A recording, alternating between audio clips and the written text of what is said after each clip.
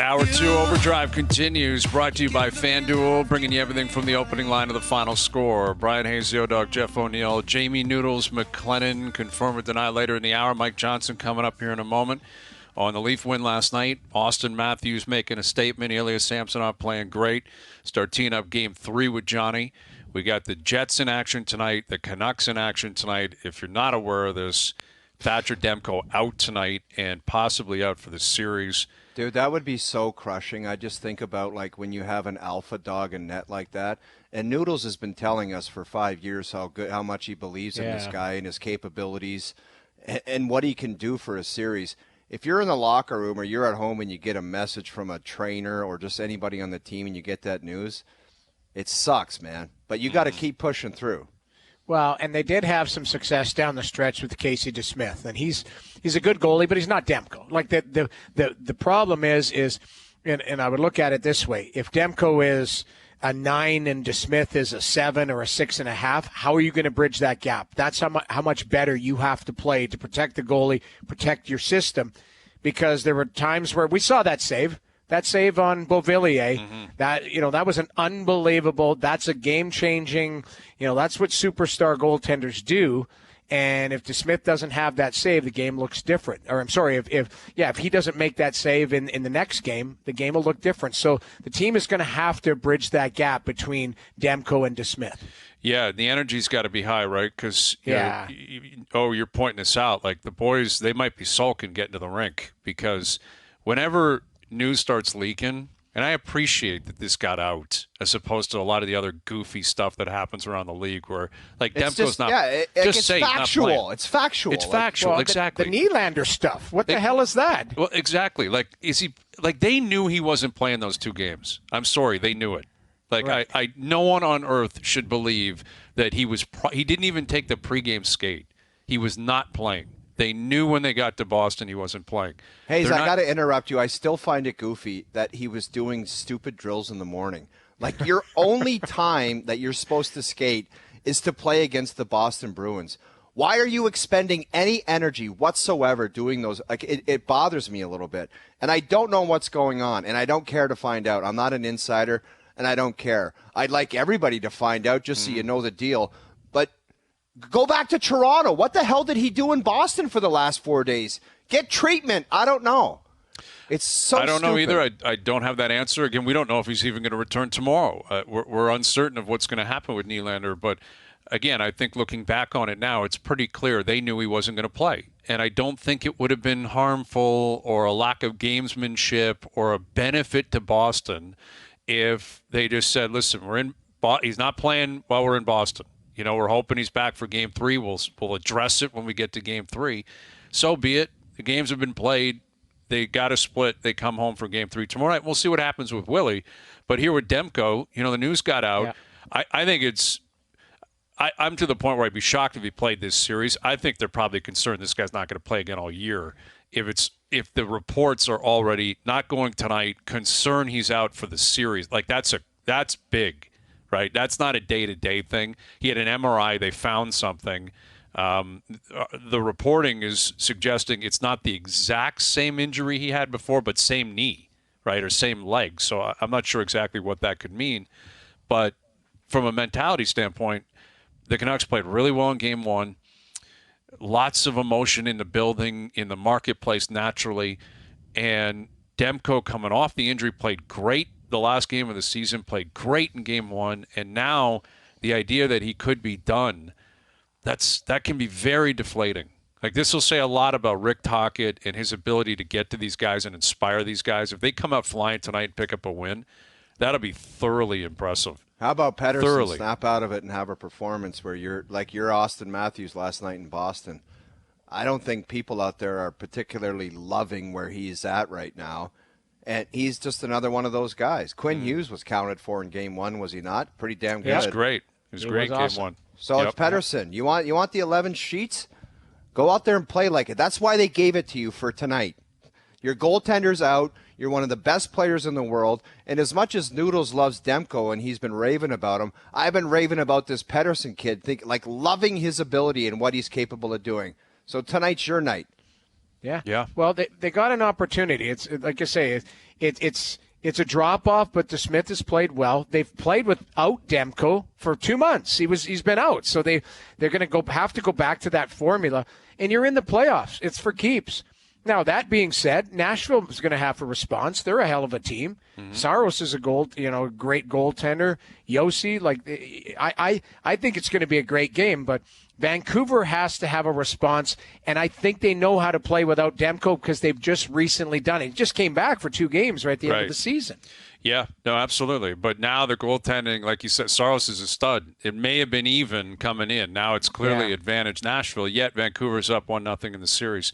Joining us here on the Maple Toyota Hotline, here's our TSN hockey analyst, Mike Johnson. And not just a hotline. I think we're FaceTiming this with Johnny, man. This guy's on TSN more than anybody maybe in the history of the network. We can't get rid of you on the network. That picture of Johnny looks perfect for me, I'll tell you. I love it, Johnny.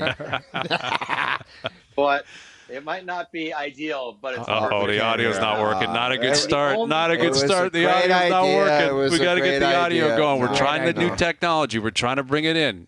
Let's see if we can get Johnny back. All right, Doogie, get him off. Figure that out. We'll get to Johnny in a moment. He's very if we have handsome. To call he it looks in. good. He looks good. He can just stand there like a mannequin the whole time if we need to. But if need be, we're going to have to call him That was such a letdown. I was so fired up. That was going to be the best segment we've ever done. I agree. We'll get it back on the rails. That's the beauty of positive thinking, motivational speaking. Everyone's happy. Look at me. I'm changing. I'm turning. It's all good. We're going to get this back. Johnny will be back.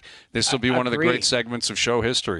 I have no questions about that. Oh, what do you think the guy's face, our host's face, would have been like a month earlier if he wasn't feeling good about his life, wasn't wearing an unbelievable sweater? There would have been a head shake. There would have been a lot going on there. There was nothing, right? There was nothing. No reaction. Right. All steady and all good. Johnny, give us a test. Give us a 1, 2, 3. 1, 2, 3. No. Jesus.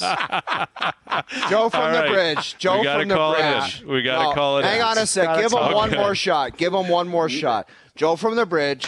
Get him off and then get him back on here, and we'll try it one more time.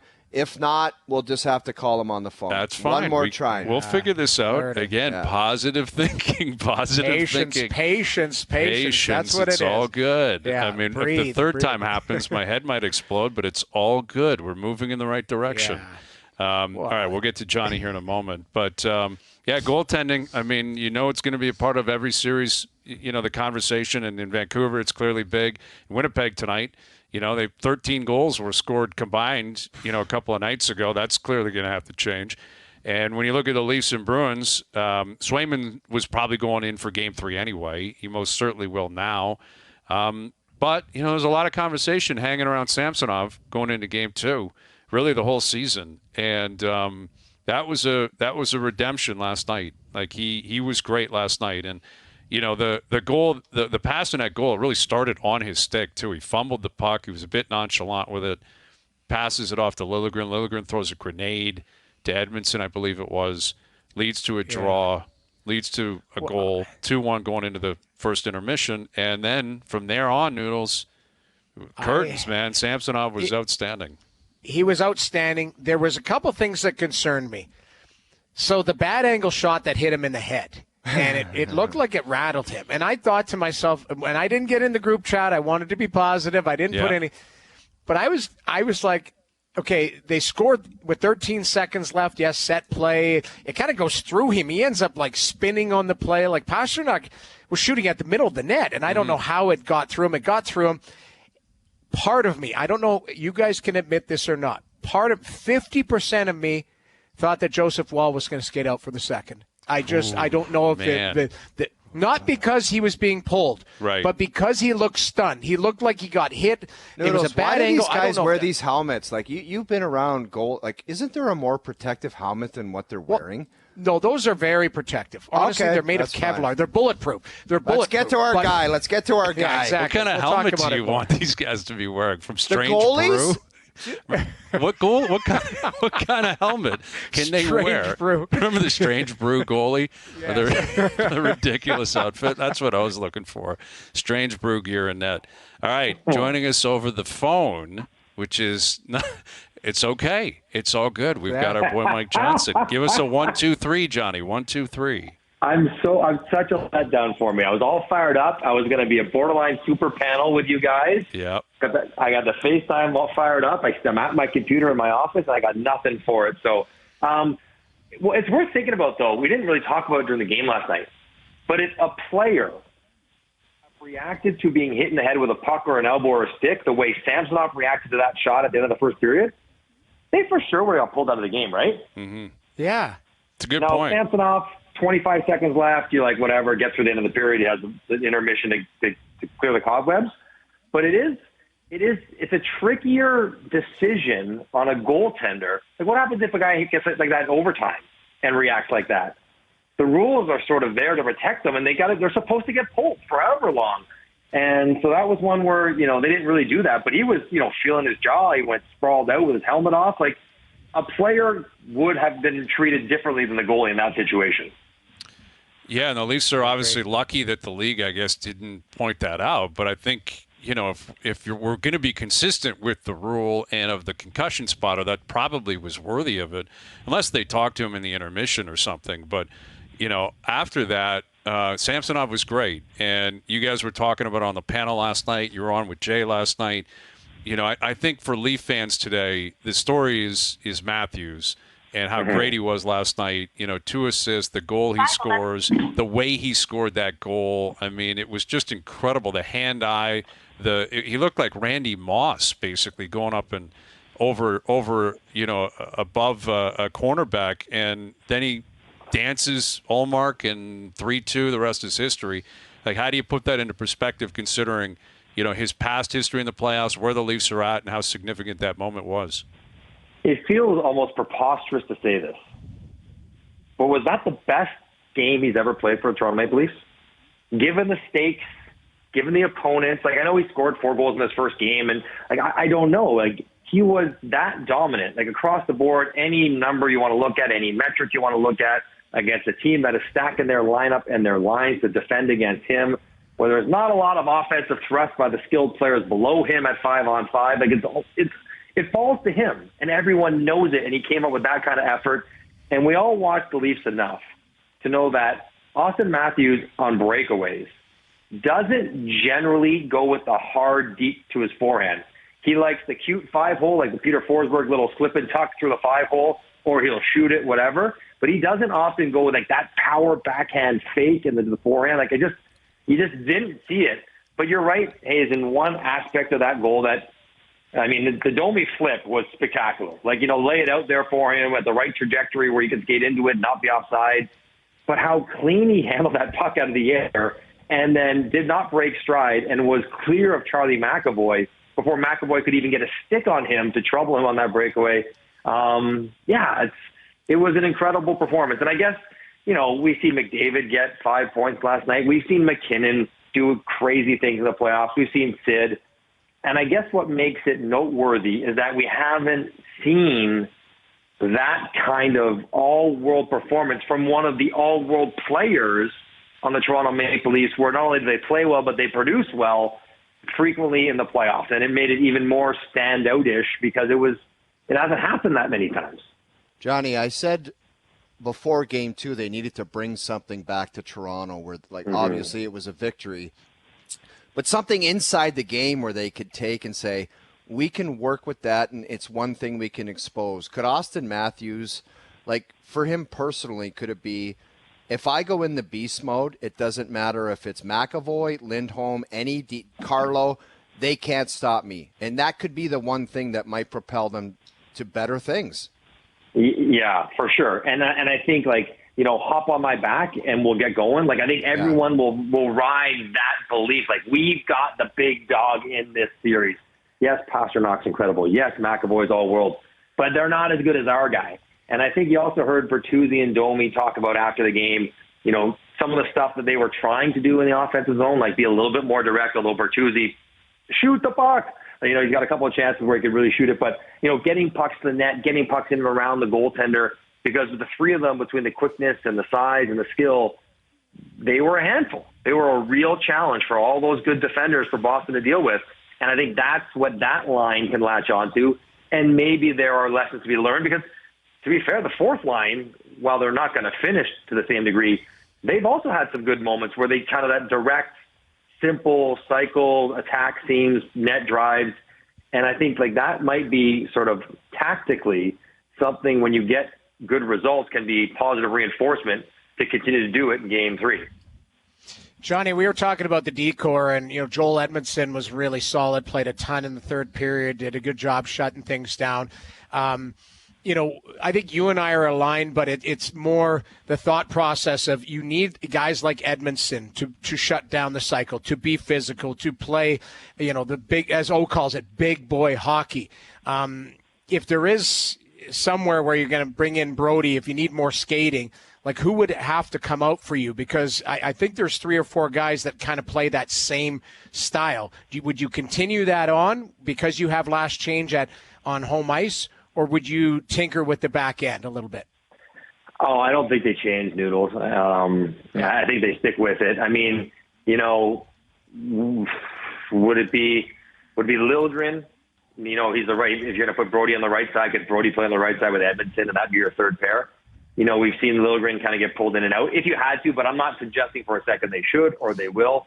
I think they're going to go back with the same group except for Nylander if he's available. He'll go in there, obviously. But I think one thing they did differently as a defensive group than in game 1 was they timed their challenges, their gap control, when they stepped up, and they did it a whole bunch in the first and second periods, like stepped up at the blue line, at the offensive blue line to keep pucks alive, stepped up at the red line to turn them over before they got to dump it in and attack on the forecheck. Like they were more aggressive appropriately, not where they got caught, because they didn't really get caught too often, a couple of times, but not often. But I think it really allowed them to not have to defend in game 1. Where they struggled was, Boston would shoot it in, they get on the forecheck, trying to stop the forecheck, get the clean clears out of their own end. That was a challenge. They didn't have to play on their own end as much because I thought they, as a group of 6, just timed it better to be a little bit more aggressive further up the ice. Yeah, I agree. And don't get me wrong. I'm not saying change anything. I'm just saying at some point, if they feel they need to add in, because I think everyone's done a good job. You're coming off a win. You're not touching anything. You're just finding a spot for Nylander and somebody will come out up front. But, at some point, if, you've got 4 guys that play the same, at some point, if they do need guys to move the puck or skating a little bit, I think that's something they will have to look at. Who are those guys, though? Like, is it Brody? That's the question. Yeah, that's the problem. He hasn't played well enough. He hasn't played well enough all year to trust him in that situation. They're not going to play I'm not Timmins. putting him in that environment. I'm sorry. That's the problem is I think what you're saying is accurate, Noodles. Like, they are what they are on the back end. Like there isn't a ton of mobility. There isn't a ton of puck movement. But I think their philosophy is, okay, if that's not going to be there, we're just going to be monsters and hit and block shots and make life miserable. And I actually appreciate that, and I kind of agree with it. Ideally, you have a Cale Makar. I know you're not suggesting Cale Makar is sitting outside of the lineup. Right. But if you could balance it, it would be great. I just don't know if that's an option anymore. And I would suggest, when in doubt, give me a guy who's 6'3" that's got some attitude. I'll give it a shot. Take my chances with it I'll take anyway. my chances with it. Yeah. No, it's a great point. If you had to go if you had to get a puck mover, like crazy to say, their best option would probably be Connor Timmins. Mm-hmm. Right. It would go down the road at all because of all the trustworthiness and reliability. So they're going to ride with these guys. Like I think Brad Treliving visioned his team looking a certain way and playing a certain way, and not to get past Boston, but just to be difficult to play against in the playoffs. And I think you're seeing some parts of it. Like now, the limitations of that group defensively, I think we saw in the first game, right? Like when they're asked to deal with pressure and make plays in their own end, not as good. When they're asked to be more physical and your team has the puck a little bit more, they look really pretty good. So, depending on what the group of 4 do in front of them, they can really help them out by not asking them to do too much of the stuff that they're not good at. With Mike Johnson, our TSN Hockey analyst, we obviously began, talking about Matthews, and everyone's buzzing about Auston. It's a balanced market, right? Until they win a Stanley Cup, there's going to be different things people point to, and Mitch Marner is one of those players that is being talked about a lot today by Leaf fans, and it's not positive reviews. He hasn't been great through 2 games.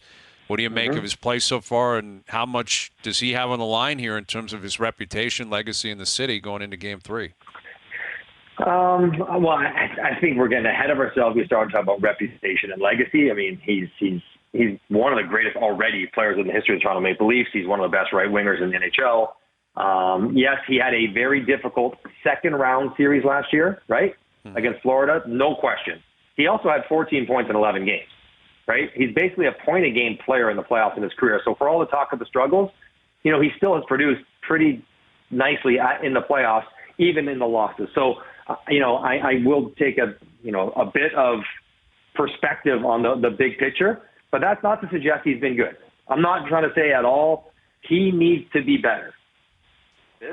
I'm assuming he's healthy because he's been back for a little while. I'm assuming the ankle's okay or whatever was going on there after that fall. Him and Tavares, I said this before with you guys, like him and Tavares have not put up great results previously this year when playing together. They don't play together. They hadn't played together a ton, but they hadn't put up great 5-on-5 results together. And so you're maybe seeing a little bit of that. Mitch has really got to be the guy to try to drive that line, right? Because, Tavares is good what he does in front of the net, strong hands, good plays, but he can't transport it. Matthew Nyes, his big body, plays with great energy, but maybe not the skill to make those kind of plays right now. It's got to fall to Mitch. And he's capable, and he knows it. He's hard on himself.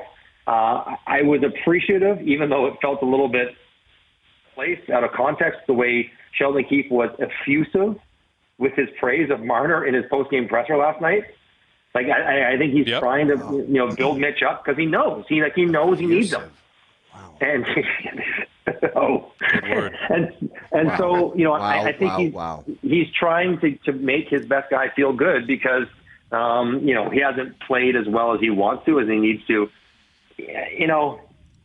I don't think it's a physicality thing. You guys, you can correct me if you think differently. I don't think he's shying away. You can pull clips, and we talked about one last night where, he sort of half bailed on a collision and took the different route and didn't get hit. But I watch him play all year long, as do you. He does that because he's playing the percentages about where he thinks he can get the puck, and it works out generally pretty well for him. I don't think it's an intimidation thing. It's not Boston. I think Florida last year, that was just a degree of physicality that was hard to deal with. That's not the case right now. I just think he's having a hard time finding the puck and finding touches in the offensive zone. And so until he does, he's not, they need him to. They need him to. And maybe one part of that happening, guys, is if the power play can get going a little bit better. I know they scored one last night on the Yarn Probe, this pass Tavares shot, broken play. But if Marner could get, what this is like?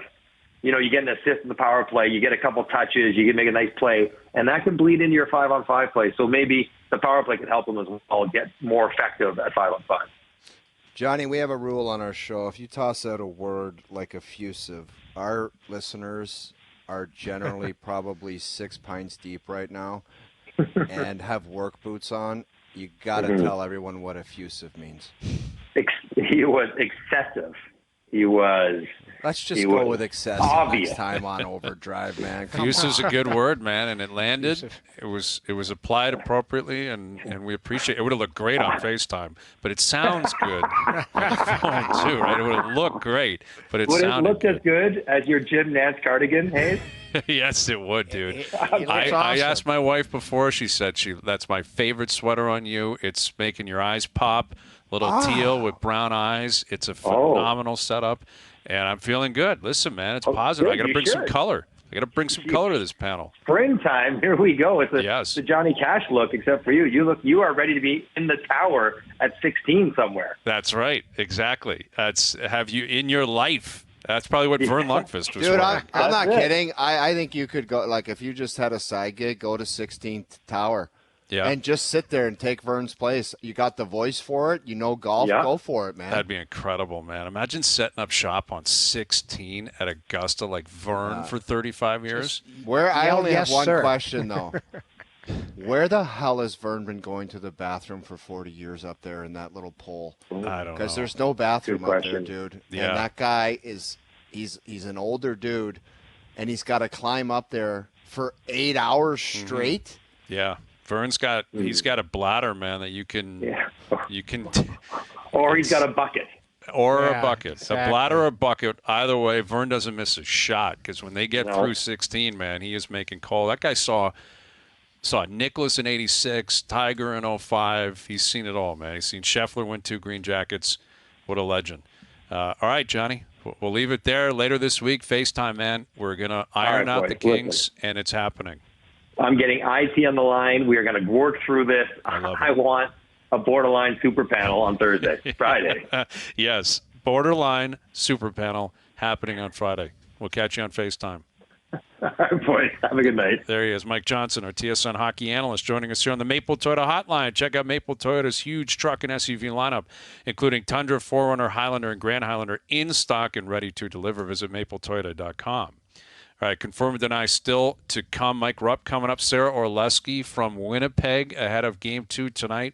Jets, Avalanche. You got Demko out for the Canucks. Game 2, Canucks in Nashville tonight. We haven't even touched on what happened with Carolina and the Islanders last night. Oh, my. The shot attempts alone were absurd. 110 shot attempts by Carolina last night. That was a meltdown, but it was. You look at the numbers; it's understandable. Carolina destroyed them last night. That's where you get on your phone and you're checking out Expedia on the way to the airport. Yeah. Well, the Islanders were up 3-0. 3-0, weren't they? Yeah, 3-0. And then Carolina just took over. I had my eye on that game, and I was like, "My God, that is ridiculous." Mm-hmm. And I mean, obviously they just dominated, came back. Did the Islanders have 12 shots on goal the whole game? The whole game. They had one shot in the third period. It was 17-1, the shots in the third period.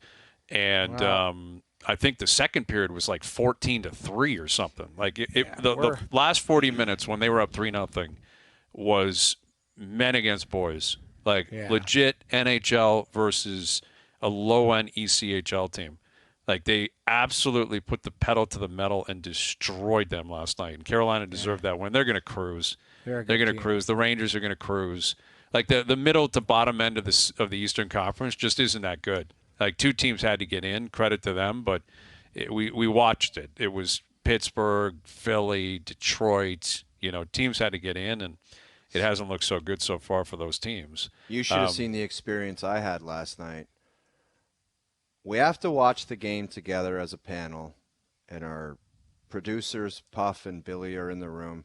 And I always sit on like a high table. And MJ, Mike Johnston, and Frank Corrado sat beside each other. I did not know that these two were super buddies. And best friends? Oh, my God. These guys, I swear to God, Noodles, they're best friends of life, okay? And every single play that happened, this was like a hockey nerd's like fantasy. It was something.com for a hockey geek to listen to. Every play they were like, "Oh, if that guy stepped up there, you're supposed to pull back." And if I'd tell the producer to get that shot, and then Frankie would go, "No, I'd get the other shot because if you go with the other shot of the elbow, then." And every single play, and I sit and listen to that. Yeah. I'm like, these guys are absolutely in love with each other, because if it was I would not get engaged in those types of conversations. Well, maybe the new me would. Maybe you would. It's possible. I just like to sit there and watch, and I have never seen a blossoming friendship like that one. MJ and Frankie. I love it. Let me ask you this. Buds. Did you ever hear the term F3? Did they ever say, that's the F3, he's got to be back, that's the guy that's got to pick up his man? Like, that's the inside hockey terminology. F3, net front. It's like, I hear F3? Yes. Did you ever hear that? I heard F1, 2, and 3 50 times last night. Yeah. Well, they were. I looked at Puff and I looked at Puffy, the producer, and I said, these guys are insane. Yeah. And they loved every sec. They were geeking out. They were like, yeah, when I'm doing the game, I tell the producer, roll that in. And Frankie, I say, roll that in. I'm like, oh, yeah. God. They were doing, it was color jargon. That's what it was. You're talking to your producer. There was 3 colored guys doing the game. It was like, no, he should have pinched there. And Frankie was like, I'm a D-man. I would have gone back.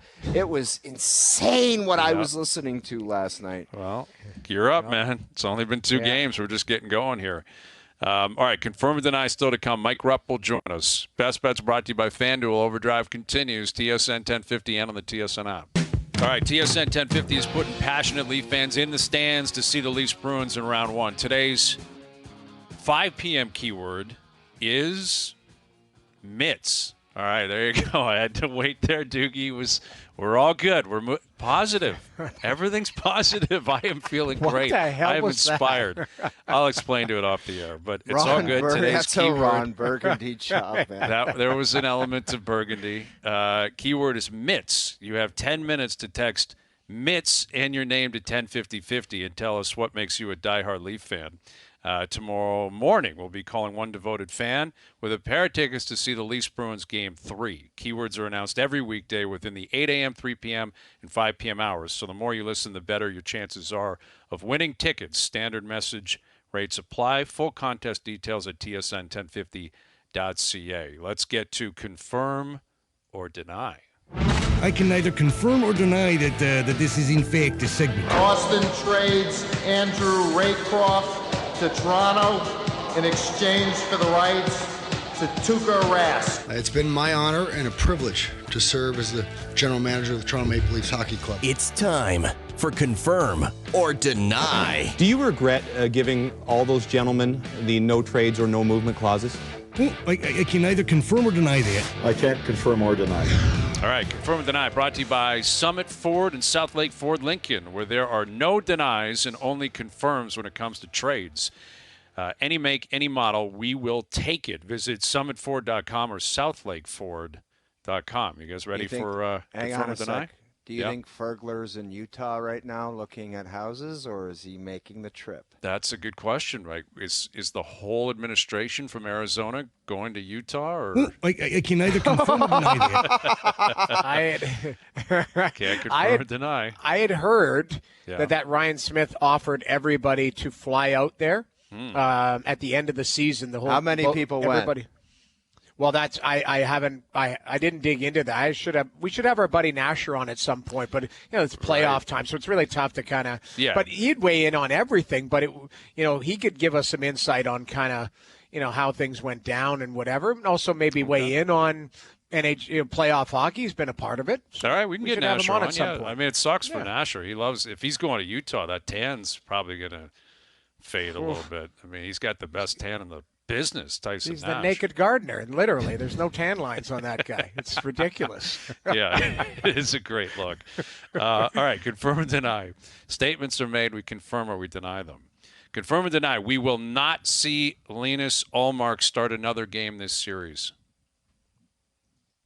Linus Ullmark. Ullmark will not start another game this Screw series. that. It's deny. They're going to do what they do because that's what they do and that's how they win.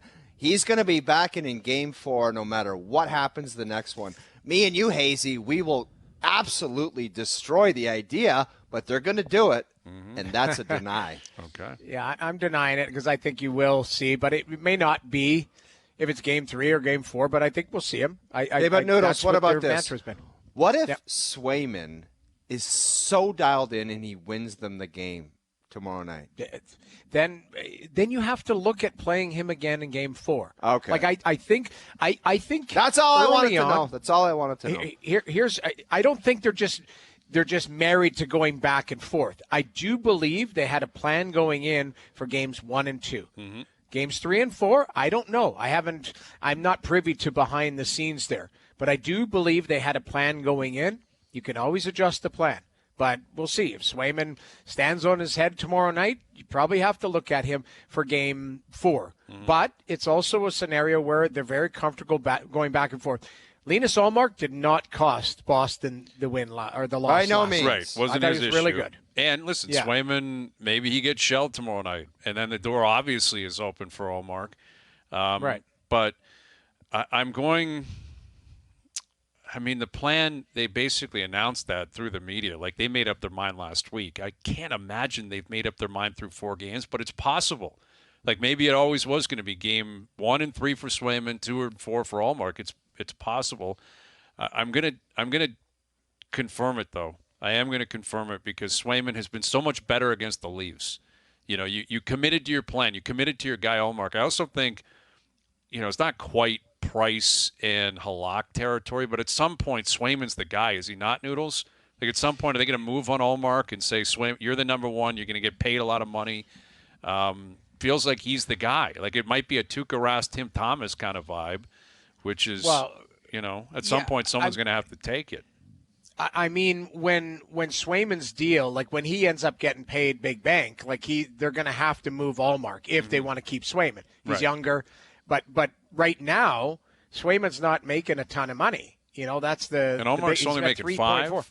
Yeah, right. and Swayman's at 3.4, so that's $8 million. Yeah, $8.4 million for two goalies that are really good. And again, Swayman is going to, I believe, get Vezina votes this year. Right. And Ullmark won the Vezina last year. You imagine $8.5 million for two top-tier goaltenders. It's a real benefit. It really is. Yeah.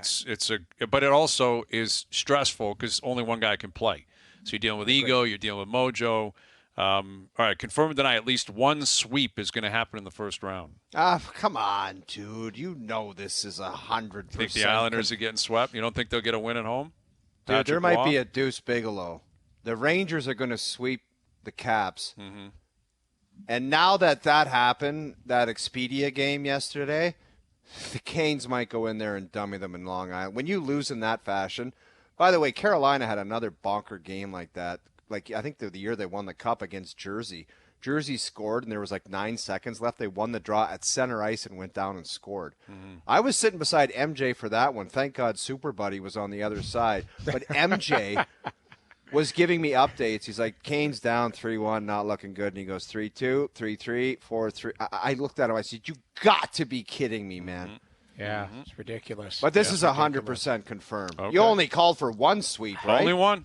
Yeah, only Deuce one. Bigelow coming at you. I think teams are too – the parity there, I think a goalie stands on his head. I'm going to deny it. Okay. And there are obviously – on paper, you're right, Carolina, the Rangers, Edmonton looked like world beaters last night. They could. I don't think they will, but they could. But that's what I'm saying. There's going to be off nights. There's going to be goalies. There's going to be home ice. All of that type of stuff will factor in. I'm going to deny it. Okay. Yeah, I think the smart play is to deny. I mean, usually there's 8 series. There is a lot of disparity in terms of 1 versus 8, 2 versus 7. But I will live in the moment here, and I'm going to confirm it too. I mean, Carolina's just so much better than New York. Like, they're so much better than the Islanders. They really are. They're just way better. What'd you say the shot attempts were? Not that it was 110 over to like 28 or something ridiculous. No. Dude, I'm not kidding you. It was absurd. It was. Go to Mike Kelly's tweet. He put out the sport logic and all of the stats underlying numbers. It was ridiculous. The numbers were if it was 110 ridiculous. to 28, I would walk in with a piece of paper and say, guys, I'm not a stats nerd, but you guys aren't serious right now. Mm-hmm. You're not serious about winning. Because 110 to 28, it's like you should be in the AHL and we just played an NHL team. Yeah. Well, hey, that's do you nonsense. have it? I have You the got it real there? shots after was 3-0. Darcy tweeting in the shots were 28-4 Carolina after the Islanders went up 3-0. 28-4. Like, that is massive. There it is. Cycle chances. There it is. There's this offensive zone possession. Shot attempts, 110 to 28. 28. Shots on net, 39 to 12. Cycle chances, 24 to 3. Expected goals, that's 6.4 to 1.7. Like, that is ridiculous. Yeah, that 110 to 28 shot attempts is great. That's a lineup of David Ayers for the Islanders. Yeah. Like that's literally you're putting guys out that are not even looking at the puck, not touching it, not looking at it. And Carolina was just wave after wave after wave. All right, confirm or deny. One of these two things will happen again during these playoffs. Hyman hat trick or McDavid 5-point game? McDavid, oh my God, you're giving me layups today. 5 points in a game in the playoffs? 5 points? I don't know. Come on, dude. Oh, he's really? great, but that's let me pose a scenario to you. Mm-hmm. What happens if they go up 3 Cobb in Game 4? It's just like, well, we kind of know what's coming, and this guy just absolutely destroys them. McDavid for another 5-point game is like stealing candy from someone. That is a joke, and it's a confirm all day long. All right. McJesus, I love watching it. We've got so many things. Everything is going on, as Bob Cole used to say. Yeah. I watched it in the building last night, but I'm going to deny it. 5 points is 5 points in the playoffs. This is LA, Jesus, man. Or a hat trick for Hyman. that. Or a hat trick for Hyman. You're right. Hyman, I could probably see the hat trick because McDavid's looking for him. He's a trigger guy on the power play in the back door, all of that type of stuff. But it just doesn't fall into people's laps. Like that last night, I think, like LA's going to have a huge response tomorrow. Edmonton better be ready because LA is going to try and tighten that game and take it to the muck, and we'll see. But I just 5 points and a hat trick, like those are rare. Like you rarely see them in the playoffs. I'm going to deny it, but I'm agreeing with you. We could see it. I'd love to see it, but I'm going to deny it too. 5 points is just that's. No disrespect to Arizona, but that's against Arizona on a Tuesday in November. They played a back-to-back. They got a third stringer in. Like, the guy's the best player in the world. He's playing a video game. But 5 points, if you're the Kings, that's embarrassing. Like, that guy, he embarrassed them last night on multiple occasions. They will tighten up. They have to. And it's only going to get tougher in the second round, third round, and beyond. Yeah. But to put it into perspective, McDavid is now at 1.60 points per game. He's third all time. Mario Lemieux in the playoffs finished his career at 1.61. Like, McDavid's 0.01 behind Lemieux for points per game in the playoffs. Gretzky at 1.84, unsurprisingly, the greatest point per game player in playoff history. But that's how many points he's put up. And last night's going to help that substantially. Yeah. Clearly, you put a 5-pack up, that's going to help you. Confirm or deny, the 6 defensemen playing for the Leafs through 2 games will stay intact throughout the first round, the rest of the first round. No defensive changes the rest of the round. I'm going to confirm barring that. injury? Yeah, assuming everyone stays healthy. Yeah. I'm going to confirm that. I think there might be some growing pains where you're like, nah, it's like the Benoit situation last night. You didn't like that mix-up where you're like, that's kind of amateur hour in the big leagues, leaving that guy open, blah, blah. But you're like, I'll take my chances with that over what else is left over. So that I'm going to say confirm, 100% confirm. And sorry, Hayes, did you say for the first round only? Just the first round. The rest of this round against Boston. Yeah, I'm going to confirm it, but I do think there is some growing pains on Benoit. Like in Game 1, I didn't love him and McCabe. I thought they had some struggles in their own zone. That was my concern when talking about 4 guys. And believe me, T.J. Brody isn't riding in on a white horse here. Of course. There's a reason why he's on the outside looking in. But my bigger thing is Benoit's 25. He's still learning. This is his first taste kind of on the big stage. There has been a few moments, and if he doesn't adjust and he doesn't settle in, there will be, I think, some activation. But that being said, I'm going to agree. Okay. So I'm going to confirm. Confirm. Yeah, I don't know. It's still early in the series. Like this time last really year, early in the series, remember it was Justin Hall and Gio, and people were like, what is going on with this? And by the end of the series, they had made a change. I don't know if Liljegren gets through a full series. I think he's been good. I think he's been pretty good. But it's going to get tougher. The checking will get tougher. Benoit's another one. I think we can concede. Edmondson's not coming out. McCabe's not coming out. Riley and Lyubushkin are going to stick. Lyubushkin is what he is, but he fits okay with Riley, and it's worked through 2 games. I'll confirm it, but this is one where it's like if it was a Jerry's, I'd be at like 60% because I series are long, man. Like series are long, and assuming health, which obviously we're applying here, but you get a couple of ugly games in a row, and you got veterans sitting there on the outside like Gio, like Brody. Keith's aware of what they can bring. Right. But I will confirm it at this point. All right, Confirm and Deny was brought to you by Summit Ford and South Lake Ford Lincoln, where there are no denies, only confirms when it comes to trades. Any make, any model, we will take it. Visit summitford.com or southlakeford.com. We have more Confirm and Denies we'll sprinkle in. Mike Rupp coming up. Sarah Orlesky coming up over FaceTime, I believe. Packed. I believe. Yes, we'll get to that, and our best bet still to come as well. OverDrive continues. TSN 1050 and on TSN 4. All right, Mike Rupp, Sarah Orlesky coming up. Our best bets brought to you by FanDuel. We'll ask Rupp or Confirm or Deny, but we can go around the table before we get to him. As we continue confirm or deny here, confirm or deny, considering the Thatcher Demko news. He's out tonight, could be out for the series. The Vancouver Canucks cannot go on a deep run in the playoffs without Thatcher Demko. Confirm or deny? Unfortunately, I'm going to confirm that, although some of the games I watched with Casey DeSmith in there, he played pretty good. Mm-hmm. I mean, they won a bunch of games, and you look at that, and it's like, oh, that's not Demko, that's DeSmith. But you got to have that guy to go on a serious It's the worst run. type of injury. Your stud goalie. It's Dude, just no crushing. kidding, It's crushing. man. Yeah. Yeah, That's I'm like you're playing confirming. around a golf and you're dialed in, and it's like I'm taking your putter away. You got to use your foot. Right. I'm gonna say confirm, and here's why.